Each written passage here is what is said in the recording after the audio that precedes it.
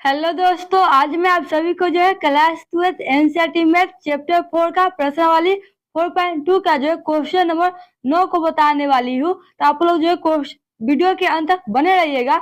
अब मैं वीडियो को स्टार्ट करती हूँ।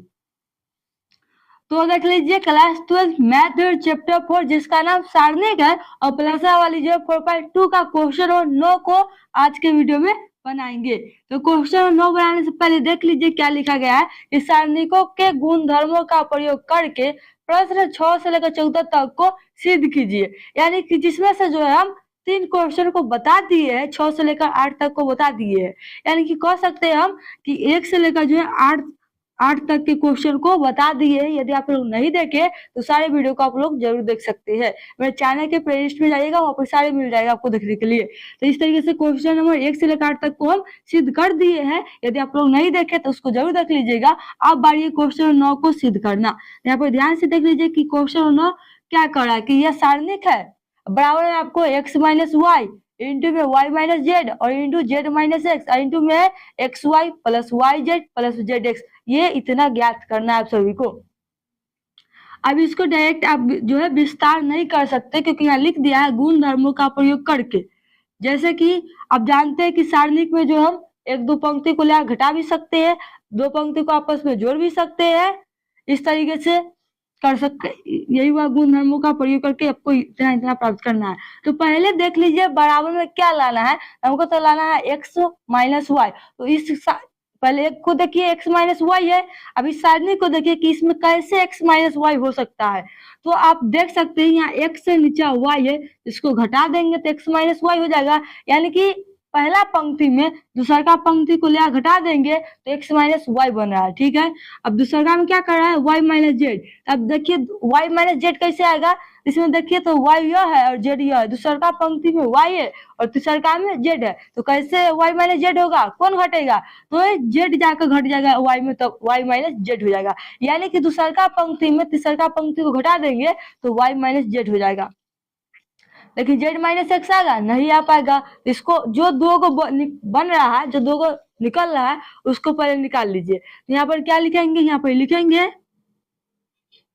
यहाँ पर R1 लिखेंगे यानी कि पहला पंक्ति। हमको पहला पंक्ति में परिवर्तन करना है, इसलिए R1 में हमको क्या करना है तो घटाना है R2 को ले आकर। ठीक है, और R2 में क्या करना है तो R2 में जो हमको घटाना है R3 का। इसका मतलब क्या हुआ कि पहला पंक्ति में दूसरा पंक्ति को घटाएंगे और दूसरा पंक्ति में पहला पंक्ति को तीसरा पंक्ति को ले घटाएंगे। ठीक है, तो इस तरीके से आप सारणिक बना लीजिए और लिखिए R1 यह है x, उसमें से R2 घटेगा तो y घट जाएगा तो x माइनस वाई हो जाएगा।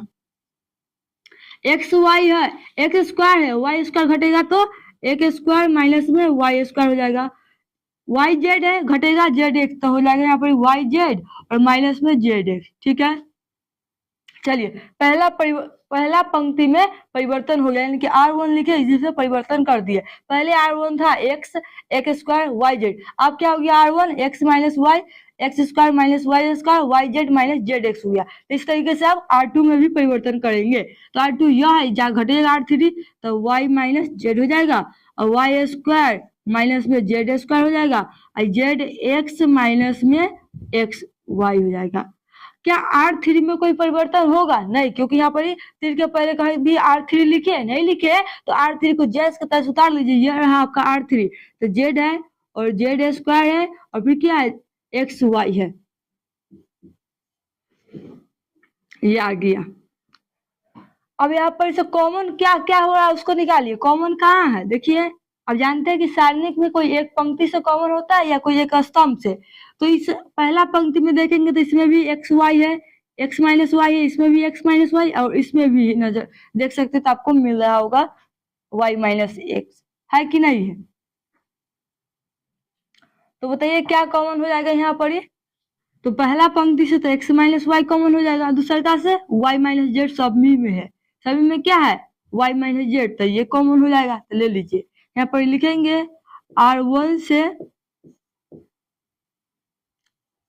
X minus Y common, R1 से क्या एक्स माइनस वाई कॉमन और R2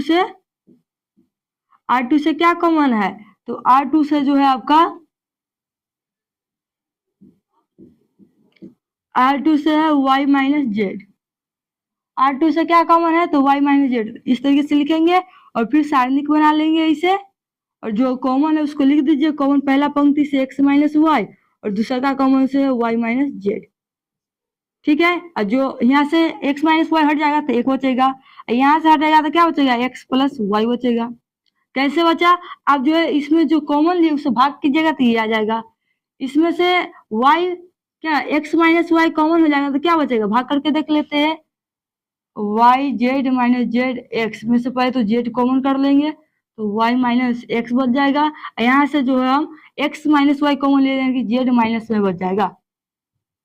इस तरीके से पहले यहाँ से जो है z को कॉमन कर लेंगे तो y माइनस एक्स बचेगा।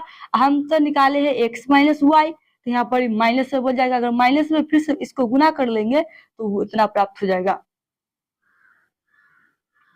देखिए जो कॉमन लिया उससे गुना करके बता रही हूँ आप सभी को, x माइनस वाई से कॉमन कर गुना कर लेंगे तो z में तो माइनस जेड एक्स हो जाएगा, minus minus plus Y Z हो जाएगा।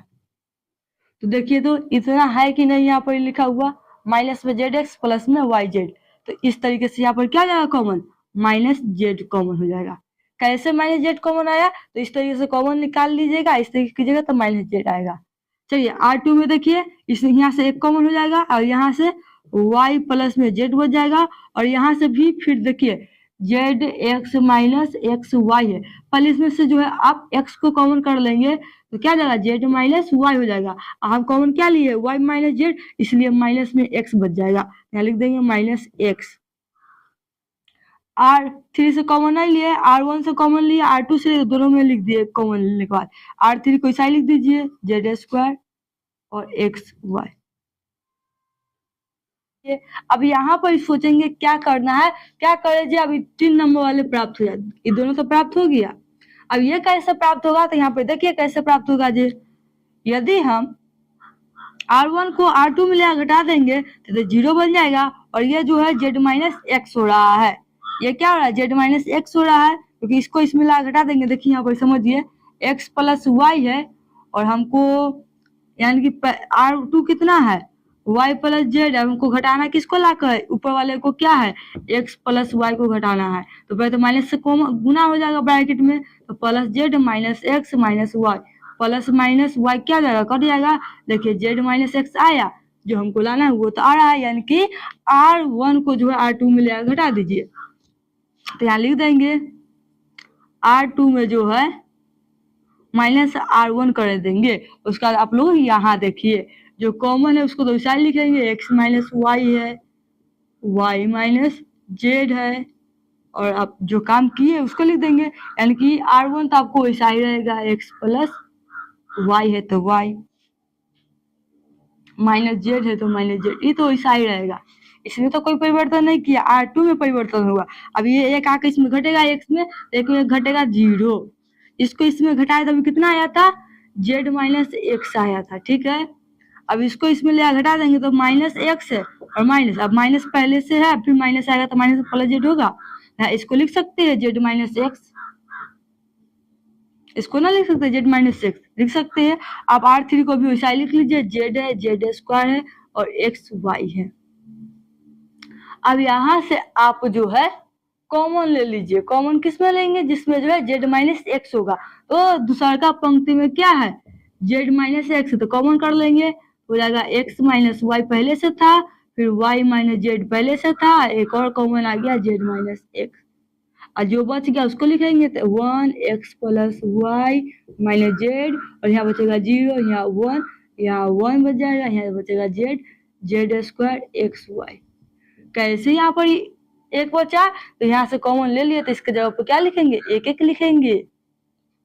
अब यहाँ से आप विस्तार कर दीजिए, क्योंकि हमको तो तीनों प्राप्त हो गया, और इसको प्राप्त करने के लिए आपको विस्तार करना पड़ेगा। तो देखिए कुछ गुणधर्म का प्रयोग कर दिया, आखिरी में विस्तार कर देंगे, यही करा था। तो विस्तार कर देंगे तो तीनों तो ऐसा ही उतरेगा, उसको उतार लीजिएगा। यहाँ पर देखिए हम जो है C1 से विस्तार कर रही हूँ, तो पहले क्या जाएगा, एक आएगा इंटू, इसके सामने ये हट जाएगा, इसके सामने इधर ये हट जाएगा, ये और ये बचेगा, तो एक में एक्स वाई से गुना तो X Y, minus Z square में एक्स से गुना जेड स्क्वायर, जीरो को लिखेंगे तो उसका वैल्यू भी जीरो आएगा, इसलिए हम जीरो को यहीं पर छोड़ रही हूँ। जीरो को नहीं लिखना है, जीरो लिखने की कोई जरूरत नहीं होता क्योंकि इसका वैल्यू भी जीरो आएगा। तब आखिरी में क्या है, प्लस जेड हो जाएगा। अब जानते हैं कि पहले प्लस फिर माइनस फिर जेड, तो प्लस में पहला एक था, दूसरा में आया था जीरो, तो इसको छोड़ दिए, तीसरा में पहुंचे तो जेड किस में जाएगा, प्लस में गया तो प्लस जेड, इसके सामने ये हट जाएगा, इसके ऊपर ये हट जाएगा, तो ये और ये बचेगा। एक में जेड प्लस वाई से गुणा कर देंगे, चिन्ह माइनस का, एक में माइनस जेड से गुणा कर देंगे और माइनस माइनस प्लस जेड हो गया। ठीक है, फिर तीनों ऐसा ही उतर जाएगा, आप लोग उतार लीजिएगा। इस सबको आप गुना कर देंगे एक में तो X Y minus Z square plus में, अब जेड में जो है ब्रैकेट के अंदर वाले से गुना कर देंगे तो जेड एक्स हो जाएगा, वाई जेड हो जाएगा और प्लस में जेड स्क्वायर हो जाएगा।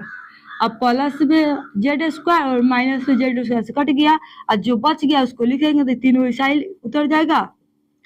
और क्या आया, तो आ गया आपका एक्स वाई प्लस में जेड एक्स प्लस में वाई जेड। देखिए तो ये प्राप्त हुआ कि नहीं हुआ, एक्स वाई है, एक्स वाई जेड एक्स आखिरी में है, ये बीच में कोई फर्क नहीं पड़ेगा, इसको आगे पीछे कर सकते हैं, वाई जेड तो इस तरीके से आप जो इस तरह के क्वेश्चन को प्रूव कर सकते हैं। तो यदि मेरा वीडियो अच्छे लगे हो तो वीडियो को लाइक कीजिए, शेयर कीजिए, यदि मेरे चैनल पर न्यू है तो चैनल को सब्सक्राइब जरूर कर लीजिएगा। Thanks for watching.